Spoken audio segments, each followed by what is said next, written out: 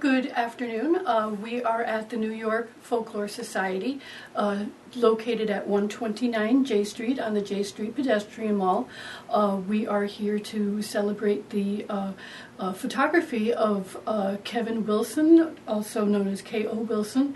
Mr. Wilson is from Jefferson, New York, and we have his photography in this in our gallery through October 24th, and we hope you'll come by. And now here's Kevin.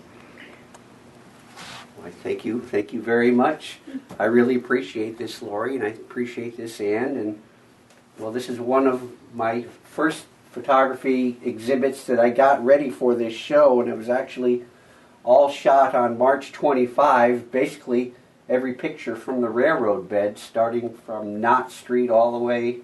Well, I worked my way up onto 9th Street and around up there by, there's a restaurant up there, Ferrari's restaurant, and then all the way back down through along the tracks. This, of course, was right after the fire on J Street, the devastating fire.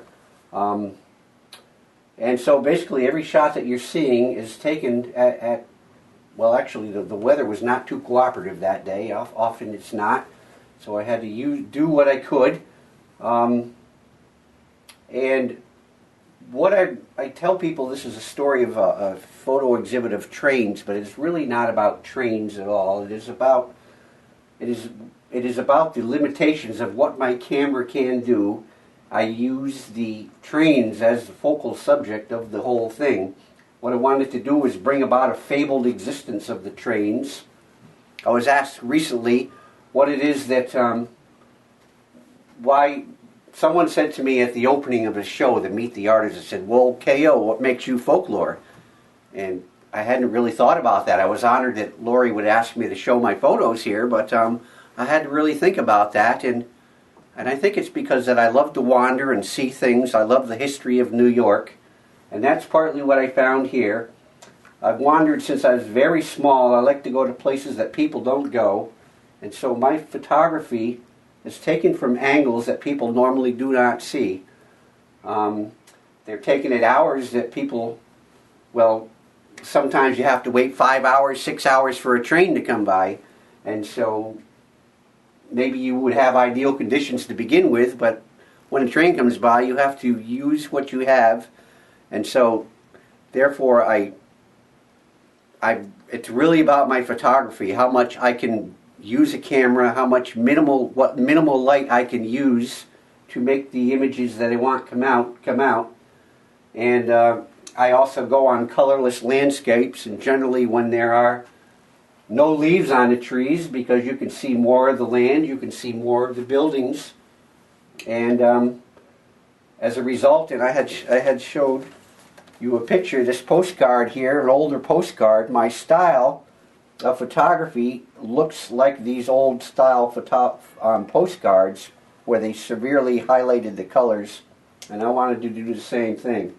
Most of these pictures, when you look at them, they're either dark, so dark you can see nothing, and so I reduced the shadowing, I increased the saturation, increased the saturation, and that's what brings these things about.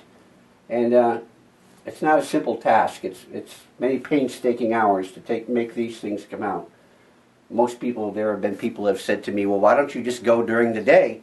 And I said, well, anybody can take a picture during the day, but it's really what you can do with what limited resources you have, and that's why you see the photos the way that you see them. Okay, now what you're looking at is one of the 5 sections of displays here at the Folklore Society. I have 65 photos here, and of course that collage over there. The train pictures were taken in Albany County, basically from Albany down to below Kingston, out the Mohawk Valley, and all the way mostly to actually in Syracuse, and down along I-88 into Binghamton. And so this is Schoharie Creek, this is the Selkirk train yard. This is actually where the Cleveland Browns play. This is a stadium. Marcella and I, we went to Cleveland this past July, and so I was lucky enough to get that shot. I do want to go back when the trains are coming by and there are people in the stands.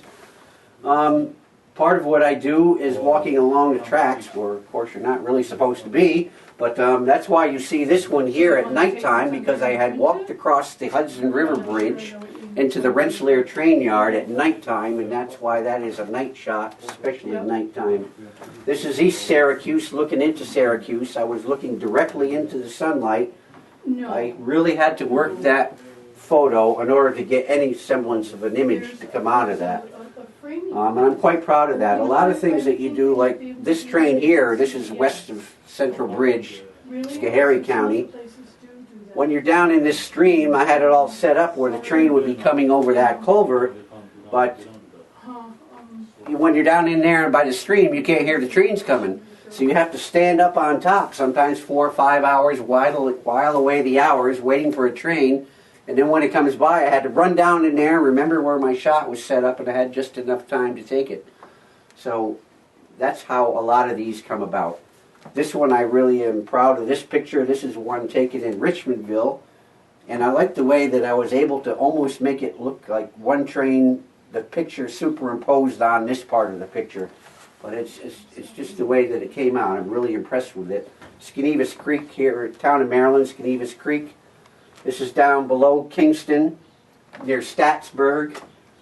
That's Little Falls. This is over where Route 7 crosses into Otsego County from Schenectady County. There's actually 2 trains passing there. So this is one that was near Esperance. Well, it's actually in Esperance, near Schenectady Junction.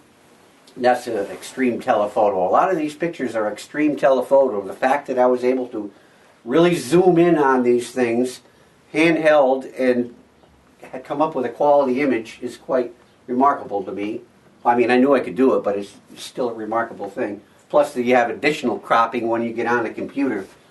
So, a lot of these images people don't see. They don't realize what all is behind it. And it's the same thing with some of my postcards. Like there's one postcard that shows my foot and a drop-off, severe drop-off in Narrow Notch, Route 42, going into Ulster County from Greene County. The fact is I spent 5 hours getting to this one place where never would there have been a photo there before, because there was a washout from Hurricane Irene. And so I climbed to the top of that and I took the picture, and then I enhanced the color because it was spring and there were no leaves.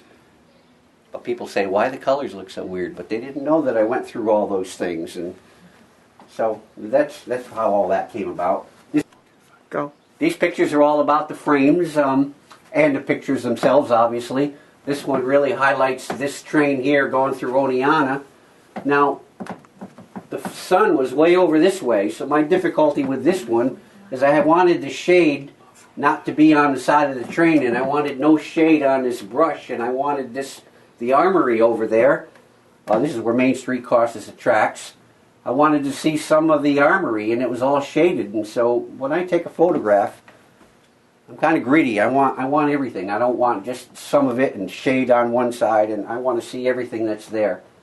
And that's another reason. This is the Schenectady train coming into Schenectady. I just crossed Broadway, coming off the hill, and I have another shot of it somewhere. Well, but you could see the whole difference of the images, where this one, because of the light was a little different, I was able to bring out more of the oranges and the reds, whereas the other direction you see mostly greens.